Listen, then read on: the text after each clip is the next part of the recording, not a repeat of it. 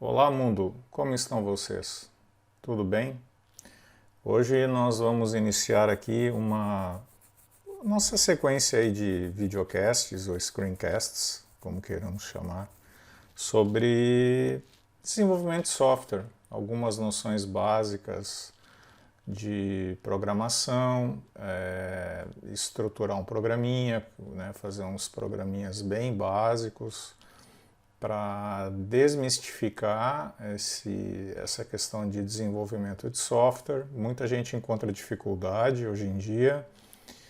Em virtude do quê? Em virtude da grande maioria das linguagens e ambientes de programação serem todos ou serem todas orientadas a objeto. Programação orientada a objeto. Então esse é um objetivo que a gente vai tentar desmistificar aqui com esses nossos encontros, tá certo? Reforçando, gente, são encontros informais, são encontros que serão curtos, vou procurar fazer vídeos curtos cada vez, tentar ser o mais pragmático possível. Não é um curso propriamente dito, mas é uma forma de colaborar.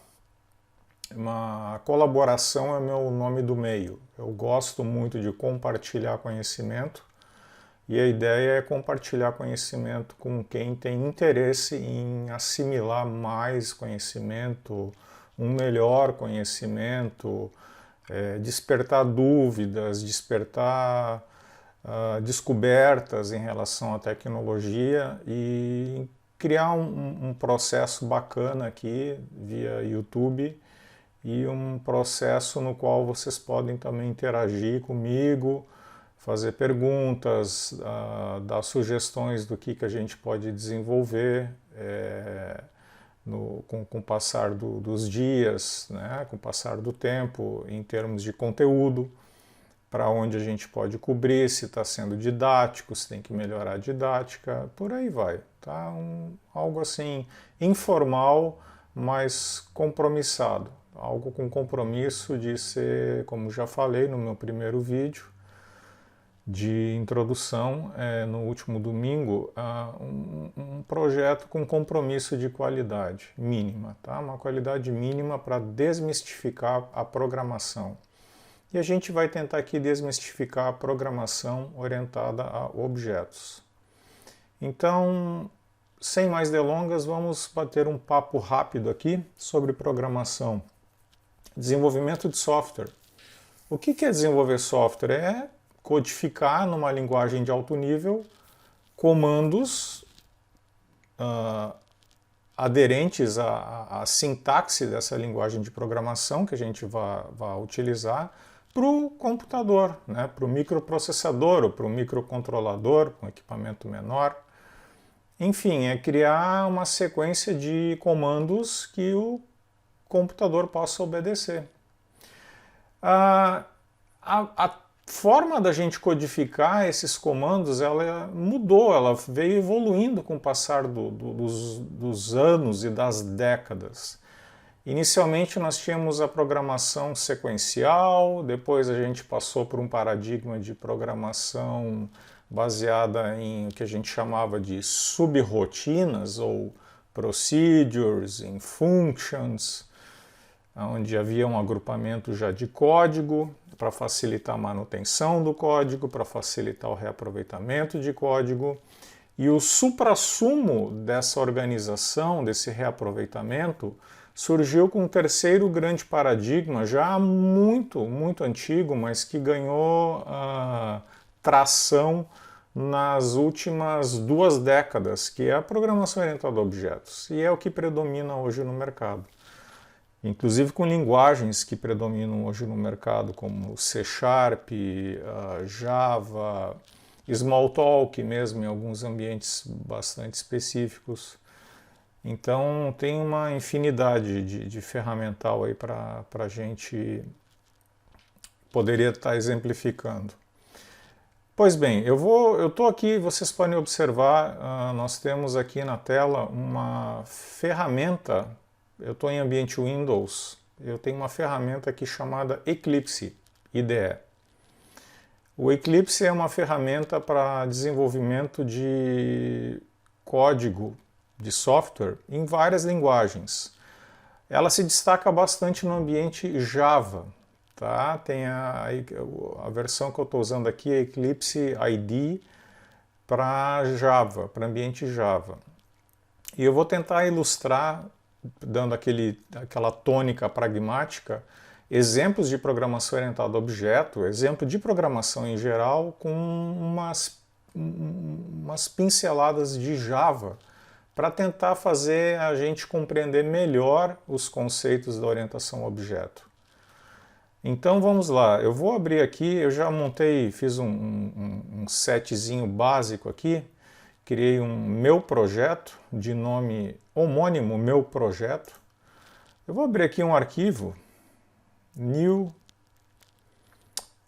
file, vou dar o nome dele de, nome bem original, arquivo ou código-fonte. Código-fonte é aquele que o desenvolvedor, o programador, cria para ser posteriormente compilado e gerado o código-objeto, que é o que o computador entende. Então, código-fonte é o nome do nosso arquivo. Aqui nós vamos ilustrar, no começo das primeiras linguagens, era usado a programação linear. Um programa começava, por exemplo, executando comandos que estivessem na linha 1, depois na linha 2, depois na linha 3, 4, 5. Se ele não encontrasse mais nenhuma linha de execução em ordem sequencial, ele encerrava o programa e o trabalho estava feito, concluído. Dito isso, também a gente tem que considerar o seguinte: se a gente quisesse fazer um exemplo aqui de exibir um conteúdo na tela, no console, vamos entender uma tela. Pode ser uma tela aquele padrão letra verde sobre fundo preto dos computadores mais antigos, com sistemas operacionais mais antigos. Uma tela pode ser um ambiente em modo GUI, né, Graphical User Interface. A gente está falando de Windows, de Linux, Mac OS, sistemas operacionais com ambiente gráfico. Todos eles exigem interação, comunicação com o usuário. Input de dados é feito via teclado e mouse e o output de dados, o resultado de um processamento feito pelo nosso programa, é feito através de um console ou de uma tela.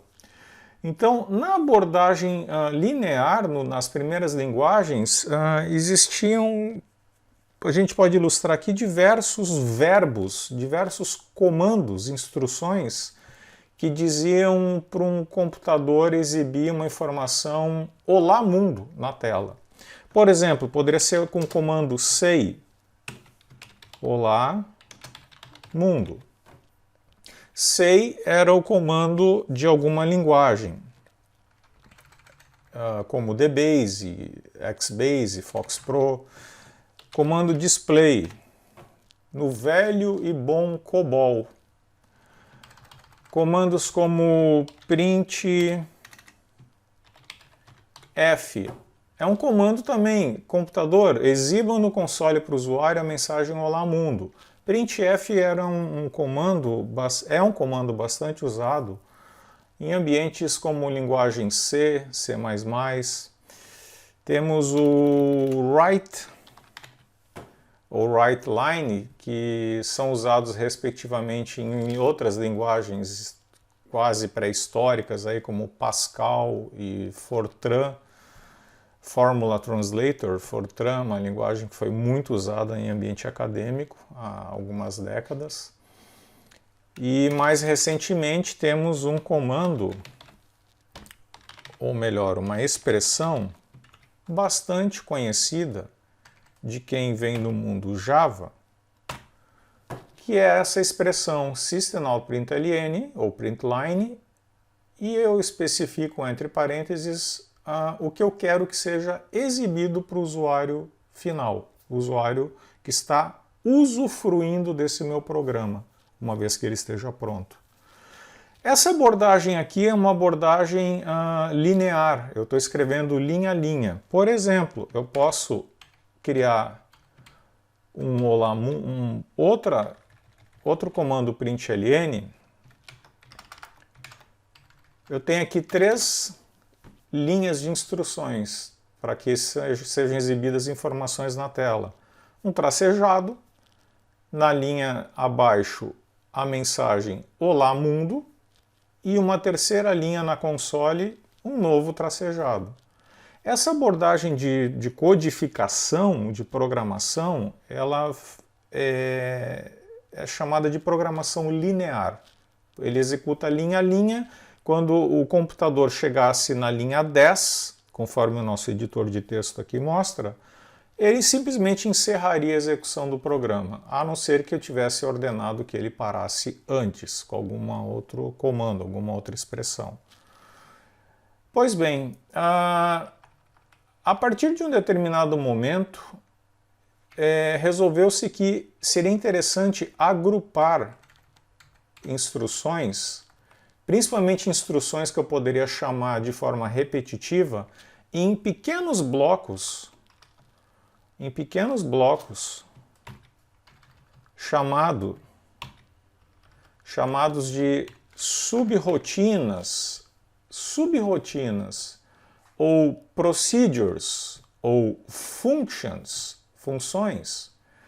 Esses blocos foram e ainda são amplamente utilizados por várias linguagens ao redor do planeta, dos mais diversos idiomas. Se eu quisesse criar aqui um bloco de código que representasse uma subrrotina dentro dessa sintaxe ilustrativa aqui de Java, eu poderia colocar um bloquinho seguindo alguns padrões de codificação próprios da linguagem,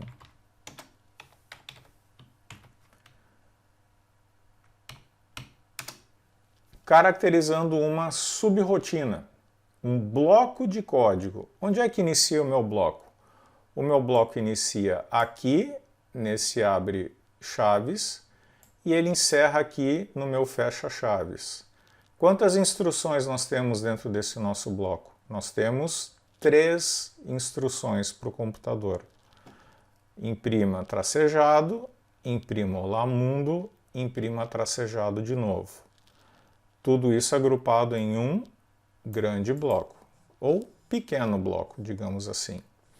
Essa abordagem, o que nós criamos aqui foi uma subrrotina que ela ganha um nome, ela tem que ganhar um nome. Eu posso dar qualquer nome para ela. Exibir, mostrar, calcular, comparar. Esse nome main é particularmente presente em linguagens de programação como C, como C++ ou C++, como a turma chama também, como Java. Como Java também é bastante utilizado para programas desktop, que lidem com console e com entradas de teclado localmente. A gente pode comentar sobre isso mais à frente.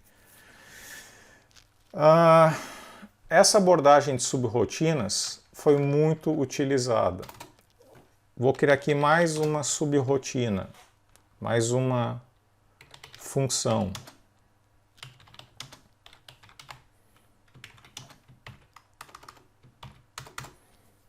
Pronto. O meu código fonte de 18 linhas, agora ele tem 2 blocos de código. Tem um bloco de código chamado main e tem um bloco de código adicional que criamos agora chamado exib. E aqui, da mesma forma, a gente pode também colocar comandos.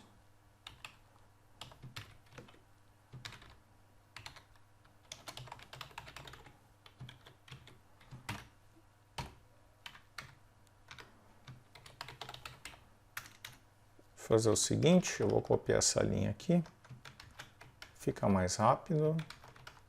Isso, eu posso criar um outro bloquinho de código aqui embaixo, com uma nova sequência de instruções para o computador agrupadas numa subrrotina. Estamos falando aqui agora de programação procedural, programação baseada em procedures, em funções. Esse paradigma vingou por décadas, em várias linguagens, Pascal, em C,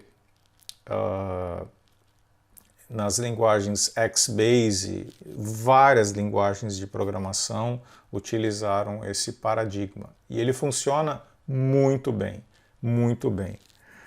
Com o passar do tempo, as pessoas começaram a pensar, a imaginar, tem como facilitar melhor essa abordagem de organizar o código, não somente em blocos de código, mas também juntar esses blocos de código num conceito maior, mais amplo, como se fosse uma pecinha de Lego, aquele brinquedo dinamarquês, onde eu pegue um bloco, uma pecinha, junto com outra pecinha, que a gente pode chamar de componentes, e eu consigo plugar componentes, e plugando componentes eu acabo montando o meu sistema.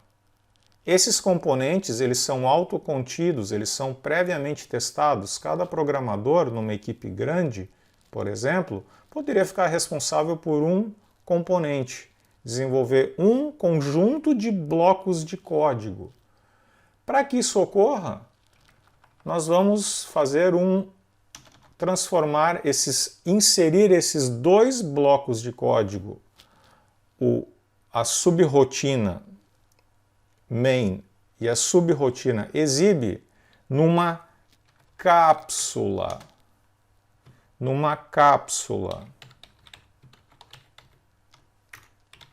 E essa cápsula vai ser delimitada, vai ser definida através de um abre chaves e um fecha chaves, com uma palavrinha mágica chamada class, que vem de classe. A gente criou aqui, turma, um agrupamento de subrotinas, um agrupamento de funções ou procedures, no caso duas, main e exib, dentro de um conceito maior chamado classe. E uma classe, tal qual ocorre com as subrotinas, ou functions, ou procedures, uma classe também deve receber, não que deva, geralmente recebe um nome. E o nome que eu batizo aqui, essa classe, é Hello World, né? Ou um Olá Mundo em inglês.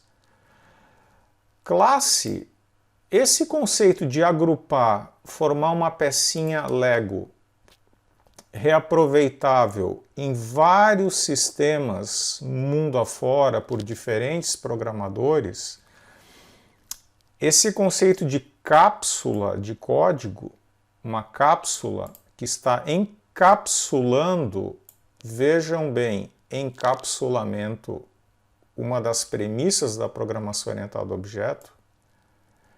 Essa cápsula aqui, Hello World, ela está fortemente ligada à programação orientada a objetos. Quando a gente fala, chegamos agora no terceiro paradigma, na terceira evolução das linhas de desenvolvimento de software. Começamos exemplificando um display no console no modo antigo, linear. Segundo método, né, segundo paradigma, usando a abordagem procedural ou baseada em funções, em procedures, onde a gente criou ali o main e o exib, e agora nós unificamos o main e o exib numa estrutura mais complexa, que vai nos proporcionar mais flexibilidade, que nós vamos chamar aqui de uma classe. E a função de uma classe o que é? É encapsular código ou variáveis. Eu poderia definir variáveis ainda aqui dentro dessa classe. Falaremos sobre isso mais adiante. Por enquanto, vamos nos ater aqui a esse exemplo, Hello World. O Hello World ele dispõe, portanto, de duas subrotinas. Nesse paradigma de programação orientada a objetos, nós mudamos, nós adequamos alguns termos. O que nós chamávamos de subrotinas, duas aqui subrotinas, nós chamamos na programação orientada a objetos, baseada em classes, nós chamamos de métodos. Então, a nossa classe de nome Hello World, essa cápsula, possui duas operações definidas pela gente, programador. Uma operação, um método de nome main e um método de nome exhib. Então, o que nós chamávamos de procedures ou functions, no paradigma, na abordagem de programação orientada a objetos, nós chamamos de classe. Temos aqui uma classe de nome Hello World e ela possui dois métodos. Ou a gente pode dizer ainda que essa classe Hello World possui dois membros de uma classe. É tudo aquilo que está inserido dentro da cápsula, que é o que define a minha classe. Do ponto de vista funcional, a primeira abordagem, a programação linear. A segunda abordagem, programação baseada em functions ou procedures. Ou a terceira abordagem, a programação pautada por métodos de uma cápsula ou classe. Do ponto de vista funcional, elas, para o usuário final, para quem vai utilizar esse programinha, ele não perceberia diferença nenhuma. Ah, mas curioso, mas então por que programar orientado a objetos? Por que não programar a moda um pouco mais antiga, procedural, sem usar esse conceito de classes? Se para o usuário isso passa, digamos, batido, ele quer ver tela, ele quer ver resultados. Por quê? Porque o benefício da programação orientada a objetos ele vai se refletir diretamente na manutenção do código, no reaproveitamento do código, junto ao desenvolvedor, ao programador, junto à equipe de desenvolvimento de software. Essa é a grande sacada de trabalharmos com o conceito de cápsulas, ou como um conceito de, fazendo trocadilho, classes, ok? Pois bem, esse é o nosso primeiro encontro pragmático. Eu não vou dar execução nesse código, ele é um código que reflete uma sintaxe, um conjunto de palavras reservadas, por exemplo, public, static, class, bem da sintaxe Java, tá? Mas poderia ser escrito também essa mesma abordagem de cápsula em outras linguagens orientadas a objeto, como Smalltalk, como C++, como C#, né, que vem no ambiente do Visual Studio, aliás, uma excelente linguagem de programação. Então, em Object Pascal, que utiliza uma sintaxe Pascal com um paradigma de orientação a objetos também, esse terceiro paradigma que a gente vai aqui explorar bastante. Então, aqui a gente tentou esmiuçar um pouquinho esse conceito de evolução dos paradigmas. Reforçando, gente, reforçando, do ponto de vista final para o usuário, o que ele veria na tela seria a exibição dessa informação aqui. Se ela foi escrita de forma linear, procedural ou como está agora aqui, orientado a objetos dentro de uma cápsula, isso ele é imperceptível para o usuário final. Ele não vai perceber, a não ser que ele cutuque o programador pelas costas e pergunte: em que ambiente, em que paradigma vocês escreveram esse código-fonte? apenas por curiosidade, né? E curiosidade é sempre muito bem-vinda. Meus caros, agradeço a atenção de vocês. Lembrem-se, estamos lidando com cápsulas, e com cápsulas vem um conceito importantíssimo da programação orientada a objeto, chamada encapsulamento. Nós encapsulamos aqui dois membros, dois métodos, o método main e o método exhib. Agradeço a atenção de vocês. Se estiverem gostando e quiserem dar uma força aqui para o tio, deem um joinha aí no canal, inscrevam-se, divulguem aí para os seus amigos, seus colegas de trabalho, quem tem curiosidade em discutir, compreender, aprender, trocar informações ligadas a desenvolvimento de software. Aciona o sininho, acho que é essa sequência, né, que os youtubers utilizam, né? Aciona o sininho, inscreva-se no canal, dê joinha, por aí vai. A ideia é essa, é compartilhar conhecimento com vocês e que isso gere bastante interação com a gente, de uma forma bastante colaborativa. Vou tentar manter uma frequência, não sei se diária, mas uma frequência pelo menos 2, 3 vídeos, possivelmente por semana, onde nós vamos continuar evoluindo esse conceito introdutório aqui. A diversão, a brincadeira, sim, como já falei, programar pode ser divertido quando a gente começa a compreender o que está fazendo e por que está fazendo. Então nós vamos tentar evoluir em cima desses exemplos aqui e colocar para funcionar, inclusive.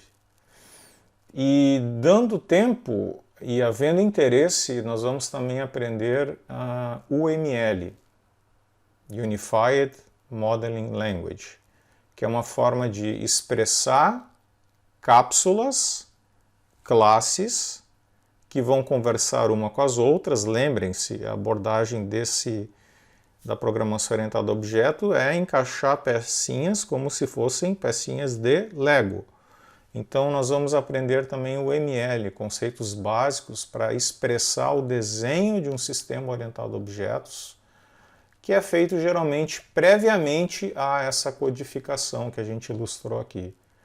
Fazendo uma analogia, fazendo uma comparação, seria como fazer primeiro na UML a planta, o corte de uma casa, um desenho de uma casa, a planta, e usar depois uma ferramenta, uma linguagem de programação para dar vida àquele projeto, àquela planta, aquele desenho, um diagrama UML, construindo código-fonte.